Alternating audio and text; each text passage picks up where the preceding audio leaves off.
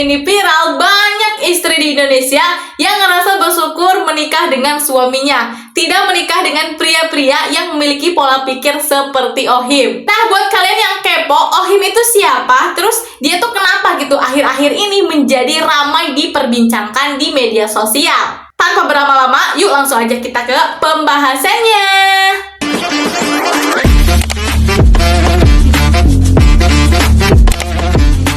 Jadi guys, Ohim ini adalah seorang selebriti gitu alias artis. Nah ini nih orangnya. Beliau ini nikah sama Kak Salsa. Inget kan mantannya si Madun? Nah di suatu hari Ohim dan Salsa ini diundang ke sebuah podcast oleh Kak Marco dan juga Debbie di channel YouTube-nya Kak Marco. Nih channel YouTube-nya yang ini ya. Jadi teman-teman bisa langsung nonton video podcast full-nya di sana. Nah ketika ngobrol-ngobrol ada tuh beberapa statement yang emang agak sebenarnya podcast ini tuh udah lama. By the way, ada 2 podcast. Yang pertama 9 bulan yang lalu, yang kedua 3 bulan yang lalu lah ya, sekitar segituan lah. Nah, tapi kenapa baru viral sekarang? Karena seperti biasa ada clipper alias orang-orang yang suka motongin podcast terus diposting kayak di short, TikTok ataupun di Reels. Nah, potongan-potongan inilah yang bikin ramai diperbincangkan. Karena apa? Karena cuman potongan. Dimana statement-statementnya juga lumayan,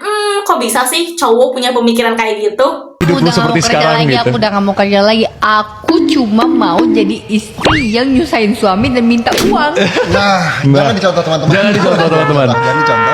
Jangan. Baik. Nah, kalau tiba-tiba Syabul ngomong gitu, Wah kayaknya gue nggak bisa deh. nggak bisa ya? Nggak bisa gue. Nggak kuat juga gue kayaknya.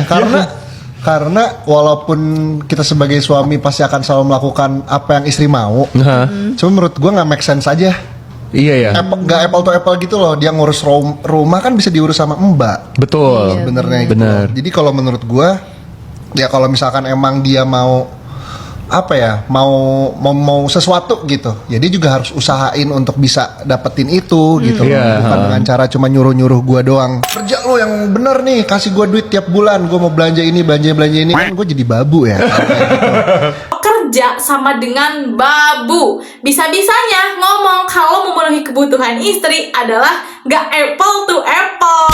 Padahal nih ya, di luaran sana banyak laki-laki yang merasa bangga ketika dia bisa memenuhi kebutuhan istrinya. Lah tuh, statement ini bener-bener kontra banget sama definisi kepala keluarga yang harus menafkahi istri. By the way, ini konteksnya bukan sedang merendahkan para istri yang bekerja ya. Bukan ya. Karena di sini tuh konteksnya kerja yang karena keinginan sendiri, karena ingin berkarya, dan kerja karena tuntutan. Oke, contoh kita ambil isu sosial yang kemarin-kemarin sempat viral, yaitu statement aku takut nikah karena takut jualan pop ice. Tahan. Statement itu jangan ditelan mentah-mentah. Karena yang jualan pop es, istri yang jualan pop es itu ada 2 jenis. Yang pertama, kerja karena keinginan, kerja karena kebutuhan. Ini tuh beda banget sama kerja karena tuntutan. Contoh yang jualan pop es karena keinginan. Dia itu mungkin di rumahnya si istri itu banyak waktu luang, ngahuleng, boring, bosan. Nah, untuk mengisi waktu-waktu ini daripada dihabiskan dengan pikiran-pikiran yang overthinking, insecure gitu, mending jualan pop es. Nah, kalau abis nikah jualan pop es, tapi kamu sendiri sebagai istri yang mau jualan, itu menurut aku oke-oke aja guys, malah bagus. Karena jualan pop es adalah sebuah kegiatan yang bermanfaat, ngasilin duit. Tapi kalau kalian jualan pop es dikarenakan suami kalian ngomong gini, kamu kalau mau sesuatu harus usaha sendiri ya. Kamu kan masih muda, masih sehat. Jadi kalau mau beli skincare, beli ini, beli itu, apalagi beli tas mahal, kamu jualan pop es aja. Nah, jujur kalau situasinya kayak gini, ogah banget sih kita nikah tapi harus jualan pop es. Nah, dari contoh cerita tadi, itu sama-sama jualan pop es tapi vibes-nya beda. Yang satu, vibes-nya itu menyenangkan nih. Jadi kalau ada pelanggan membeli itu, wah alhamdulillah jualanku laku. Tapi yang kedua, vibes-nya pasti beda guys. Pasti ada horor-horornya. Dimana ketika jualannya laku, pasti dalam hati istrinya tuh ngaladangan sambil ngedumel, Akan aku buktikan kepada suamiku, aku bisa kaya tanpa minta uang sama suami. Hahaha. Terus abis gitu teh ada webback sound lagu. Tertutup sudah pintu hatiku. Jangan lupa diedit hujan. Oke. Nah guys, dari contoh tadi juga bukan cuma jualan pop es ya, termasuk jadi artis, termasuk jadi kerja pabrik, kerja kantoran, affiliate, konten kreator, beda vibes-nya kalau karena keinginan sendiri atau karena tuntutan. Tapi guys, kalian tahu nggak? Selain Ohim, sekarang tuh banyak muncul pria-pria yang punya pemikiran begini. Nih, salah satu contohnya. Ini kenapa dia bisa ngomong kayak gini? Terus aku kayak, emang sekarang pria-pria mikirnya pada kayak gini ya? Saking takutnya aku sampai nanyain ke adik cowok aku. Maksudnya tuh aku punya adik ya, adik aku cowok. Nah, aku tuh takut dia punya pemikiran yang sama mereka. Karena ini tuh menurut aku nggak bener gitu, harus diluruskan. Untungnya guys, respon adik aku tuh kayak gini. Meskipun dia masih SMA, tapi aku ngerasa aku punya tanggung jawab untuk meluruskan ini gitu. Takutnya adik aku punya otak yang mengkol gitu. Na'udzubillahi min dzalik. Nah, saking viralnya statement Ohim ini, aku sampai nonton dong podcast yang 1 jam itu, totalnya 2 podcast. Tentu saja ya guys, by the way, sebelum aku upload video, bikin video kayak gini, aku tuh selalu riset, selalu nonton dulu full dulu sebelum ngomong. Karena apa? Karena biar informasinya akurat. Tapi guys, kalian tahu nggak? Setelah aku nonton podcastnya secara full, itu vibes-nya beda. Yang tadinya Ohim tuh di mataku red flag banget, sampai aku bikinin status di WhatsApp ya asli. Tapi setelah aku nonton video fullnya, ternyata nggak se-red flag itu loh guys. Yang tadinya di mataku 10 gitu nilai red flagnya, sekarang turun menjadi 2 atau 3 aja. Tahan, ini bukan ngebelain Ohim ya guys. Aku tetap gak suka sama statementnya. Tapi untuk ukuran red flagnya emang gak se-red flag yang orang-orang posting di medsos gitu. Kan seolah-olah kayak Ohim tuh jahat banget, gak ada baik-baiknya gitu. Tapi kalau teman-teman nonton podcast fullnya, coba nonton dulu deh. Ternyata Ohim tuh gak se-red flag itu.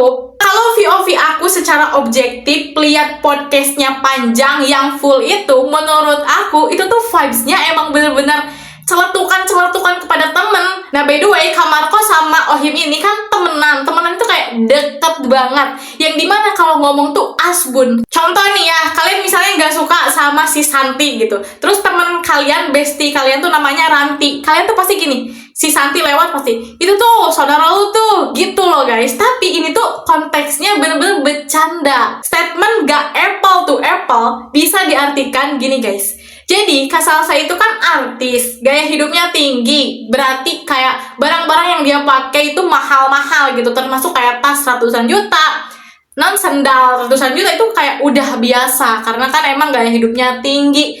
Nah, sedangkan mungkin penghasilannya Ohim itu tidak sebesar itu. Jadi, jikalau Kak Salsa berhenti bekerja, Ohim itu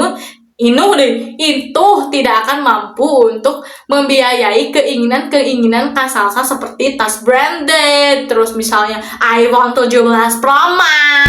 Nah gitu-gitu loh guys yang ketangkep sama aku tentang gak apple to apple-nya mah. Tapi emang kalau aku nontonnya cuman di short, TikTok atau Reels yang cuma segitu doang, itu bener-bener kayak, kok bisa sih mikirnya seperti itu?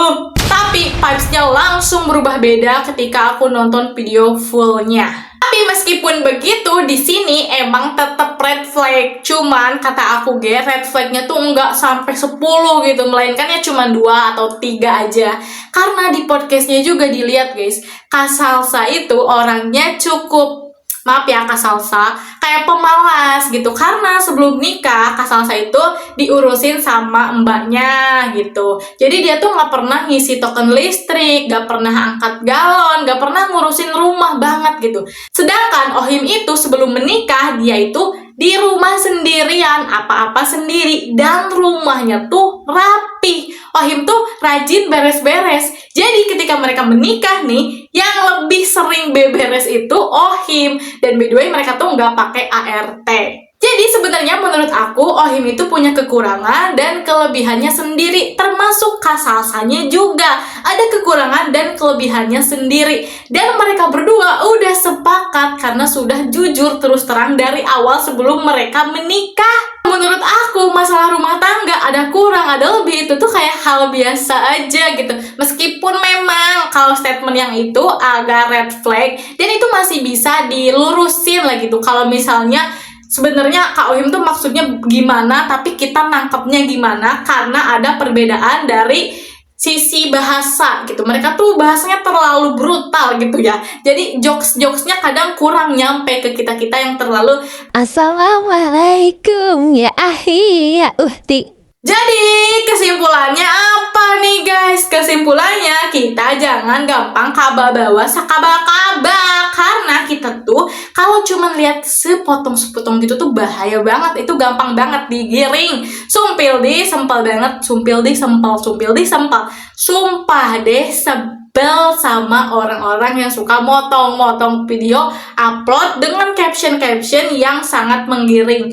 Memang red flag cek aku cuman tidak se-red flag itu. Sok kalian gara nonton video fullnya bakal ngerasain vibes-nya. Terus juga nih ada hikmah loh dari kejadian ini. Menurut aku buat kalian yang belum menikah ada baiknya kalian tuh terbuka nih kayak Kak Ohim sama Salsa, dimana mereka tuh berdua tuh jujur gitu satu sama lain. Jadinya apa? Jadi bisa menerima kekurangannya dengan lapang dada gitu. Jangan sampai sebelum nikah kamu baik sekali, pekerja keras sekali, setelah nikah kamu ternyata males-malesan. Jadinya kan kalau kayak gitu tidak sesuai ekspektasi, dan ini jauh lebih bahaya nih guys, jauh lebih rentan gitu untuk bercerai.